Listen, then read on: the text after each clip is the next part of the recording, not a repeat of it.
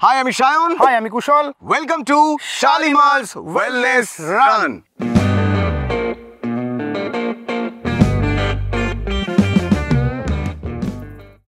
নেনি কি কামেন, এই একটা কথা ঘোষণার পরেই মৃত্যু হয় এক সৈন্যর। এই কথাটার পেছনে লুকিয়ে আছে পুরো ম্যারাথন দৌড়ের ইতিহাস। 490 খ্রিস্টপূর্ব পারস্য সম্রাট দারিয়াস দ্য গ্রেট গ্রিক সাম্রাজ্যে নিজের আধিপত্য বিস্তার এবং এথেন্স নগরী দখলের উদ্দেশ্যে 25,000 সৈন্যের এক বিশাল সৈন্যবাহিনী পাঠায়। এথেন্স পৃথিবীর প্রথম গণতান্ত্রিক দেশগুলোর মধ্যে অন্যতম। যেখানে পৃথিবীর বেশিরভাগ দেশেই রাজাদের শাসন চলত, সেখানে এথেন্সের নাগরিকদের ভোট দিয়ে শাসক বেছে নেওয়ার অধিকার ছিল। এথেনিয়ানরা নাগরিক দায়িত্ব, যুক্তিপূর্ণ আলোচনা এবং স্বাধীনতায় বিশ্বাসী ছিলেন। তাই ইতিহাসবিদদের মতে ম্যারাথনের এই যুদ্ধ ছিল ভীষণ গুরুত্বপূর্ণ। এই যুদ্ধে পার্সিয়ানদের তুলনায় এথেন্সের সৈন্যবল ছিল খুবই কম। নিজস্ব সেনা এবং সঙ্গী রাজ্য প্ল্যাটিয়ার পাঠানো সেনা মিলিয়ে এথেনিয়ানদের সৈন্য সংখ্যা ছিল কেবলমাত্র 10,000। কিন্তু নিজেদের বুদ্ধি এবং স্ট্র্যাটেজির মাধ্যমে ম্যারাথনের প্রাঙ্গণে এথেনিয়ানরা পার্সিয়ানদের হারিয়ে দেয়। এই যুদ্ধ জয়ের খবর এথেন্স নগরীতে পৌঁছে দেওয়ার দায়িত্ব দেওয়া হয় বার্তাবাহক ফাইডিপিডিসকে। পার্সিয়ান সেনা এথেনিয়ানদের হারিয়ে দিয়েছে এমন ভুল তথ্য যাতে এথেন্সে না ছড়ায়, তাই এই যুদ্ধ জয়ের বার্তা এথেন্সে পৌঁছানোটা ছিল খুব গুরুত্বপূর্ণ। ফাইডিপিডিস ম্যারাথন থেকে 42 কিলোমিটার দৌড়ে এথেন্স নগরীতে পৌঁছয় এবং চিৎকার করে বলে, নেনি কি কামেন, আমরা জিতেছি। কিন্তু এই কথাটা বলার পরেই ফাইডিপিডিসের মৃত্যু হয়।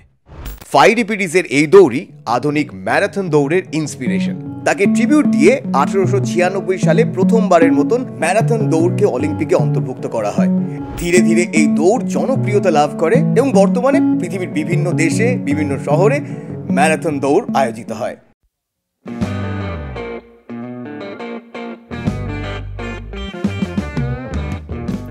এটি একটি ম্যারাথন যেটা অনুষ্ঠিত হবে আগামী 16 নভেম্বর।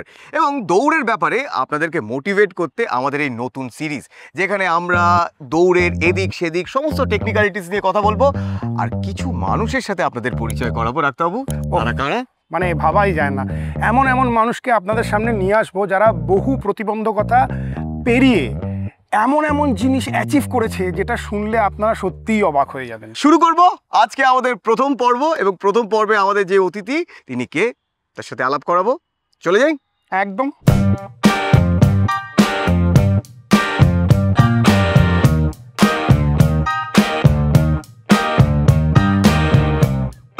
আজকের এই প্রথম পর্বে প্রথম যে মানুষটিকে পেয়েছি তিনি হচ্ছেন আমাদের কলকাতার রানিং সিনের রাজা, জয়দেব রাজা। আমরা আজকে বসে বসে ইন্টারভিউ নিচ্ছি বলে ভাববেন না, এটা বসে থাকার কোনো অনুষ্ঠান, এটা দৌড়ানো মানে ম্যারাথনের। তো এই যে ম্যারাথনের এতগুলো নাম শুনি আমরা, হাফ ম্যারাথন, ফুল ম্যারাথন, ম্যারাথনের একটু নিয়মগুলো আপনি সবার আগে একটু বলুন। দেখো, ম্যারাথন মানে হলো 42.2 বা 26.395 ইয়ার্ডস মাইলসে যদি করি, হ্যাঁ, যেটা ম্যারাথন মানে ফুল ম্যারাথন। অন্য কিছু ম্যারাথন নয় বলতেই পারি না আমরা, মানে আমরা বলে দিই আমি 5 কিলোমিটার করেছি ম্যারাথন, হ্যাঁ 10 কিলোমিটার করেছি, ওটা থনটা দিয়ে সবই হচ্ছে, ওয়াকাথন হচ্ছে না। ঠিক আছে, ঠিক আছে, খুব ভালো, মানে কিছু তো হচ্ছে, রাইট। লোকে শুরু তো করুক। আমাদেরও এই শোটার যে মোটো সবাইকে ইন্সপায়ার করে যে অ্যাটলিস্ট শুরু তো করুন। আমরা বসাথন থেকে শুরু করেছি না।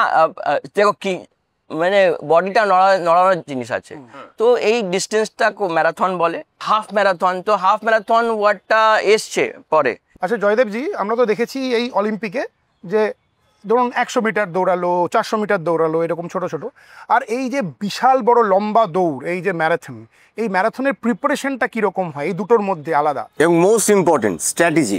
হ্যাঁ দেখুন, এই যে শর্ট ডিস্টেন্স আছে সেটা একদম আলাদা স্ট্র্যাটেজি। হ্যাঁ, শর্ট ডিস্টেন্সে মানে ওই এত ছোট সময়ে ছোট ডিস্টেন্সে ওর মানে বেস্ট করতে হবে।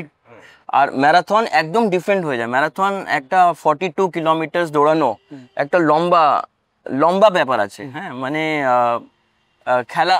খেলা ব্যাপার না। বলে যে 3 মাস থেকে 6 মাস, 4 মাস 6 মাস ট্রেনিং করা উচিত।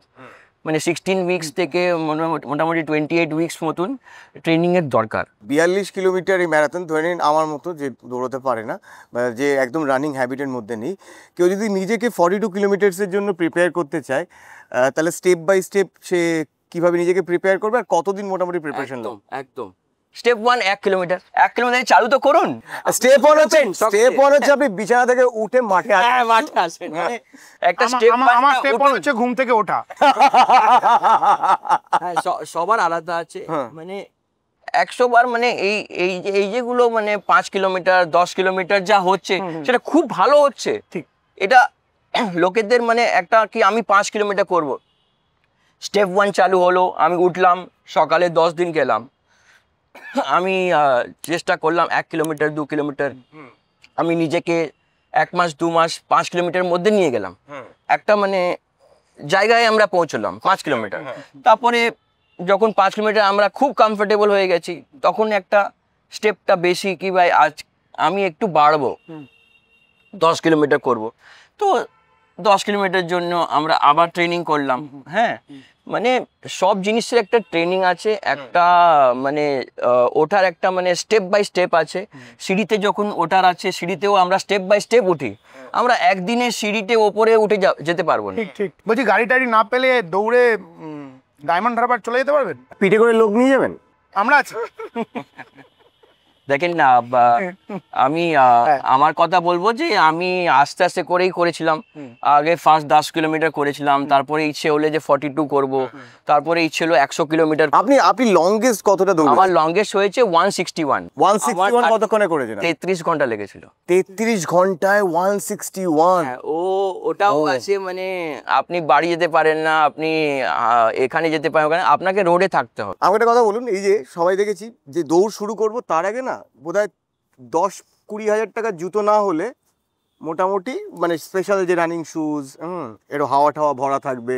ম্যারাথন দৌড়ানোর জন্য কি দামি জুতো খুব দরকার? একদম না, একদম না। মানে লোকেরা উইদাউট জুতো দৌড়ে। হ্যাঁ, তারপরে স্লিপার আছে, ওরকম যে আছে মানে যে 0 সোল আছে সেটাতে দৌড়োয়। হ্যাঁ, এটা আপনার অ্যাকচুয়ালি পার্সোনাল ব্যাপার। হ্যাঁ, ওরকম না যে মানে হিমা দাস মানে ওই 20,000 টাকার জুতো নিয়ে শুরু করেছিল, ঠিক আছে, ও তো খালি পায়ে শুরু করেছিল। হ্যাঁ, তো সবার যেরকম ব্যাপার, মানে যদি টাকা থাকে তো লোকেরা ওটাই বলবে যে আমি এটা নিই ওটা নিই। হ্যাঁ, একটা ফ্যাশন আছে, মানে জুতো পরে একটা ফ্যাশনও আছে একটা। হ্যাঁ, তো ওরকম কিছু না। আমি চালু করেছিলাম নস্টার দিয়ে, ওই আমাদের যে সময় স্কুলে যে ওই যে হোয়াইট স্কেটস হতো, ওর তো মানে সোলই নেই, তাতে চালু করেছিলাম। হ্যাঁ, মানে ও গরমে তো ওই ফুটেও যেত এখানে। হ্যাঁ, তো ওই সময় মানে সো জুতোটা এরকম চুজ করতে হবে, দামের কোনো প্রশ্ন নেই। এটা তো মানে ব্যাপার আছে যে মানে ফুটবলটা তুমি মানে এখান থেকে মানে নিতে পারো বা তুমি লন্ডন থেকে আনাতে পারো, আলটিমেটলি খেলতে জানো কি থাকবে। হ্যাঁ, আলটিমেটলি খেলতে পারো কি, তো পা দিয়ে ফুটবল আছে। একদম একদম। জুতো যদি হয় আপনার ফ্যাশনের জন্য তাহলে ঠিক আছে, আপনি কিনতেই পারেন দামি দামি জুতো, কিন্তু দৌড়ানো যদি হয় আপনার প্যাশন, তাহলে আপনাকে কোনো জুতো কিনতে হবে না, আপনি খালি পায়ে জাস্ট বেরিয়ে পড়ে মাঠের মধ্যে শুরু করতে হবে। হচ্ছে একবার দৌড়ানো চালু করো, চালু তো করো। আর আমরা সবাই একসাথে দৌড়বো শালিমার্স ওয়েলনেস রানে আগামী 16 নভেম্বর। আর এইবার আমরা আলাপ করাবো আপনাদের সাথে এক অনন্য মানুষের।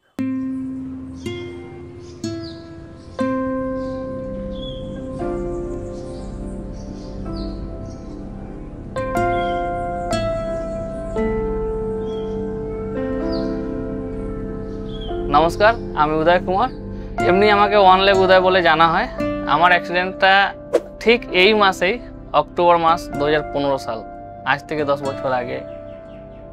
আমি লং জার্নি থেকে ফিরছিলাম, আর প্রায় আমার বাড়ির কাছাকাছি, শিয়ালদার কাছাকাছি চলে এসেছিলাম। সেই সময় আমি মুখ ধুতে যাই রিজার্ভেশন কম্পার্টমেন্টের বেসিংয়ে, আর ওইখানে বেসিংটা প্রচণ্ড নোংরা হয়েছিল, আর ওইখান থেকে জল ওভারফ্লো হয়ে ট্রেনের প্ল্যাটফর্মে পড়েছিল, মানে ডাব্বাতে। এবার যেই হাতে জল নিয়ে মুখে ছিটা মারি, সেই সময় আমি শরীরে ব্যালেন্স রাখতে পারি না, আর একটা ঝাঁকুনি পড়ে, আর ঝাঁকুনিতে আমি স্কিড করে ট্রেনের বাইরের দিকে পড়ে যাই। পরে আমার কোনো খেয়াল নেই, যেই যখন হোশ আসলো তখন আমি দেখছি কি আমি ট্রেনের রড ধরে ঝুলছি আর চিল্লাচ্ছি বাঁচাও বাঁচাও, বাট তখন কেউ সামনে নেই, ট্রেন রানিংয়ে আছে। যেই ট্রেন প্ল্যাটফর্ম ছাড়লো তখন আমি নিজের হাত ছেড়ে দিলাম। হাত ছেড়ে দেওয়ার পর আমি যখন পড়ার সঙ্গে সঙ্গে আমি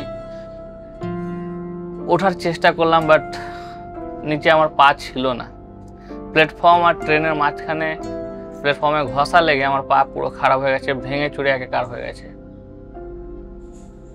পড়ে গিয়ে একটা পাথর আমার স্পাইনাল কর্ডে লাগে, স্পাইনাল ভেঙে যায়। আর প্রথম হসপিটালে গিয়ে আমার এইখান থেকে পা বের করে দেওয়া হয়। যখনই জানতে পারলাম কি আমার একটা পা কেটে বাদ দিয়ে দেওয়া হয়েছে, তখন আমি চিন্তায় ঘিরে গেলাম কি আমার পেছনে 3 জন আছে 4 জন আছে যাদের পুরো দায়িত্ব আমার উপরে, বাবা নেই, ভাই নেই। তখন আমি আমার ওয়াইফকে বললাম কি এক কাজ করো, আমি তো এখন হ্যান্ডিক্যাপ হয়ে গেছি,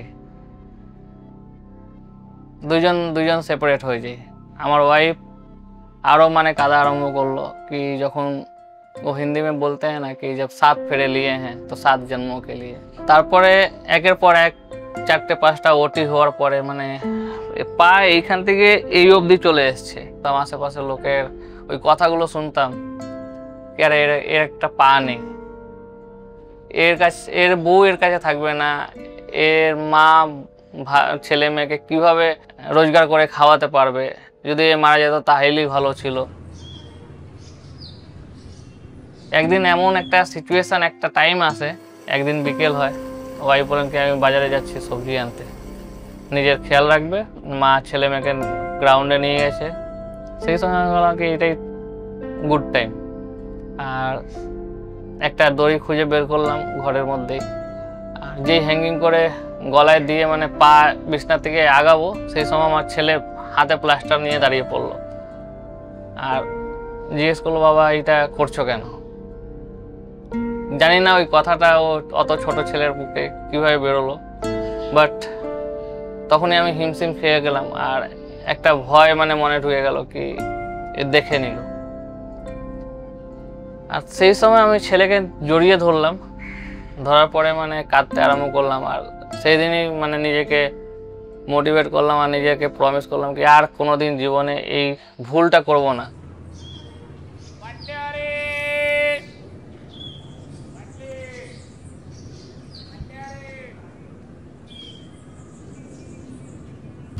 এইখান থেকে ট্রিগার করলো কি যখন একটা মানুষ নিজের একটা পা হারিয়ে যায় তো কোনোদিন ফিটনেসের উপরে মানে নিজের ফোকাসটা রাখবে না। আমি ওইখান থেকে মানে যখন বাড়িতে বসে থাকতাম বা অফিসে গেলে बैठो बैठो तुम छोड़ दो तुमसे नहीं हो पाएगा, বা যে কোনো আত্মীয় স্বজনের বাড়িতে গেলে তুমি বসো বসো তোমার থেকে হবে না, আমরা করে দিচ্ছি, এই জিনিসটা মানে সব জায়গায় শুনতাম। বডি ওয়েটও বেড়ে যাচ্ছিল। তখন আমি ভাবলাম কি আমি কি করব, আমি একটা ভালো যোগা করতাম আগে, আমি কি করব, কিভাবে নিজেকে মোটিভেট করব, কিভাবে ফিটনেসের দিকে রাখবো। তখন একটা ম্যারাথনের খোঁজ পাই, রানিং ইভেন্টেই গেছিলাম 5 কিলোমিটার ম্যারাথনে জাস্ট দেখার জন্য কিরকম হয়। তো ওইখান থেকে একটা টেলিগ্রাফের একটা আর্টিকেল আমার বেরোয়, ওই আর্টিকেলটা আমাকে এত মোটিভেট করলো কি একটা প্রথম ইভেন্টেই গিয়ে আমার এত বড় আর্টিকেল বেরিয়ে গেল কি এখানে ভালো একটা জিনিস হতে পারে। আর ওইখান থেকে জার্নিটা স্টার্ট। আজকে প্রায় 80খানা ম্যারাথনে মানে ম্যারাথন রানিং ইভেন্টে আমি পার্টিসিপেট করেছি, 2টো হাফ ম্যারাথন করেছি, প্রায় প্রচুর 10 কিলোমিটার করেছি। প্রথম হাফ ম্যারাথন জয়েন করার জন্যে প্রায় আমাকে মাস দেড়েকখানি মানে ডেলি 10 কিলোমিটার 5 কিলোমিটার 15 কিলোমিটার করতে হয়েছিল ডেলি মানে এভরিডে। হাফ ম্যারাথন টাফ ছিল কেন, একটা 91% হ্যান্ডিক্যাপ যাকে ডাক্তার 91% ডিক্লেয়ার করে দিয়েছে, বাট এটা প্রুভ করা ছিল কি আমি ডিসেবল না এবেল, সেই জন্যে হাফ ম্যারাথনটা করা। মানে 4 ঘন্টা কন্টিনিউ এলবো ক্র্যাচ নিয়ে, আর্টিফিশিয়াল নিম লাগিয়ে না, এলবো ক্র্যাচ নিয়ে পুরো বডিকে এভাবে ধরে আপ করে লিফট করে কন্টিনিউ 4 ঘন্টা 4.5 ঘন্টা হাঁটা, মানে হিমশিম খেয়ে গেছিলাম। বাট মজা আসলো সেদিনকার কি আমি একটা হাফ ম্যারাথন রানার। যখন পা চলে যায় তো একটা মাউন্টেনের গল্প পড়েছিলাম কি একজন মাউন্টেনিয়ার আছে মানে আমাদের ক্যাটাগরিতে উনি মাউন্ট এভারেস্টে উঠেছেন। তখন চিন্তা ভাবনা আসলো কি আমিও করতে পারি। তখন আমি জানতাম না কি হিমালয় মাউন্টেনিং ইনস্টিটিউট বড় বড় মাউন্টেনিয়ারদেরকে তৈরি করে, আর এটা আমাদের ওয়েস্ট বেঙ্গলে দার্জিলিংয়ের মধ্যেই আছে। তারপরে একদিন ইনস্টাগ্রাম ঘাঁটতে ঘাঁটতে আমি দেখলাম গ্রুপ ক্যাপ্টেন জয় কিষান স্যার, যিনি হিমালয় মাউন্টেনিং ইনস্টিটিউটের প্রিন্সিপাল ছিলেন তখন, ওনার একটা पोस्ट देखी माउंटेनिंग बाइक है। मैं मेल করলাম कि सर मुझे माउंटेनिंग करना है और कुछ करना चाहता हूँ, लेकिन मेरा एक पैर नहीं है, फिर भी मैं चेष्टा करना चाहता हूँ। তখন ওনার ওইখান থেকে রিপ্লাই আসলো, आ जाओ कोई दिक्कत नहीं है, 50 से 60 हज़ार रुपये खर्चा होते हैं, आप फीस पेमेंट करो और आ जाओ, कुछ सोचते हैं। তখন আমি আবার রিপ্লাই করলাম कि सर 200-250 रुपया कमाने वाला इंसान क्या खाएगा, क्या बच्चों को खिलाएगा और क्या फीस भरेगा, रहने दीजिए, मेरे बस का नहीं है। তখন স্যারের আবার একটা মেলের রিপ্লাই আসলো कि आओ दार्जिलिंग मिलो, बातें करते हैं, कुछ सोचते हैं, प्लान करते हैं, फिर आगे का सोचा जाएगा। আর সেই দিনই আমি ট্রেন ধরে দার্জিলিং নেক্সট ডে পৌঁছে গেলাম। স্যারেরও এই জিনিসটা খুব ভালো লাগলো কি কালকে মেল করলাম আর আজকে পৌঁছে গেল। বাট অনেক ডিফিকাল্ট ছিল, অনেক চ্যালেঞ্জিং ছিল, কি যেখানে একটা ফিজিক্যালি ফিট মানুষ মাউন্টেনে সার্ভাইভ করতে পারে না, যেহেতু আমি ওইখানে 91% ডিসেবল ছিলাম। এইচএমআই দার্জিলিং থেকে টাইগার হিল প্রথম 21 কিলোমিটার মানে ওয়াকিং করি, প্রায় 10 ঘন্টা লেগে যায়। আর সেই সময় সবাই ডিসাইড করলো কি উদয়কে এইখান থেকে আগে নিয়ে যাওয়া সম্ভব না, কেন যদি আমি যেতাম তাহলে আমার জন্য ক্ষতি ছিল, আমার ফ্যামিলির জন্য ক্ষতি ছিল, আর আমার टीमेर জন্য ক্ষতি ছিল। तो तखन प्रिंसिपल साहब बोलें कि उदय जितना तुम यहाँ पे ट्रेनिंग लिए हो 10 दिन का, ये बहुत है तुम्हारे लिए, आगे बहुत काम करेगा, अपने फिटनेस के ऊपर ध्यान दो। मैं तखन आमी अनेक मोटा छिलाम, डिमोटिवेट होलाम, बाट हाल छाड़िनी, एसे कन्टिन्यू आबार डबल एक्सारसाइज चालू करलाम और निजेर वेट कम करलाम। वेट कम करार परे স্যার আবার আমাকে অপরচুনিটি দিলেন অ্যাডভেঞ্চার স্পোর্টসের মধ্যে। তারপরে আবার স্যার ডাকলেন, একটা ট্রেনিং করালেন সান্দাকপুর ট্রেক, যেটা মানে নেপাল হয়ে দার্জিলিং হয়ে মানে এটা ওইটা করলাম। রেনক সাবমিট করার প্ল্যান চললো, ওইটাও ভালোভাবে করলাম। 16,500 ফিট রেনক সাবমিট করলাম। ওইখান থেকে মাউন্ট কিলিমাঞ্জারো সাউথ আফ্রিকা, তানজানিয়ার সব থেকে বড় উচ্চতম পাহাড়, ওইখানে 7,800 স্কোয়ার ফিটের ন্যাশনাল ফ্ল্যাগ, যার ওজন ছিল 80 কেজি। আর ওইখান থেকে জাঞ্জিবার যাই, জাঞ্জিবারে স্কাই ডাইভিং, দারেসালাম স্কুবা ডাইভিং, জল থল বায়ু, তিনটেকেই করেছি। আর প্রথম ভারতীয় दिव्यांग लड़का मैं बना और मैं एचएमआई का पहला ऐसा दिव्यांग स्टूडेंट बना जो इन सब चीज़ों को सबमिट कर पाया। प्रथमे मैंने कल्पना तो करছিলাম 2 বছর থেকে कि একদিন আমি মানে রাষ্ট্রপতি হাসে পুরস্কার পাবো, বাট এত তাড়াতাড়ি স্বপ্ন পূরণ হয়ে যাবে জানি না। যেটা আপনি কল্পনা করতে থাকেন সব সময় ওইটা হয়। আসে call ministry of youth affairs থেকে, তখন আমি ফোনটা ধরলাম, ধরার পরে বললো कांग्रेचुलेशंस, आप तेंजिंग नोरगे अवार्ड के लिए सेलेक्ट किए गए हो, आपको हम लोगों ने एक मेल भेजा है, उस मेल का रिप्लाई करो और जल्दी। তখন তো মানে আমি নিজেকে কন্ট্রোল করতে পারলাম না, আর বারবার নিজের ব্রেনকে ঠুকছি কি আমি সত্যি শুনলাম তো। তখন স্যারকে ফোন করে বললাম স্যার এই ব্যাপার, তো বললো कांग्रेचुलेशंस बेटा, आगे बढ़ो, अच्छा करो, सब अच्छा होगा।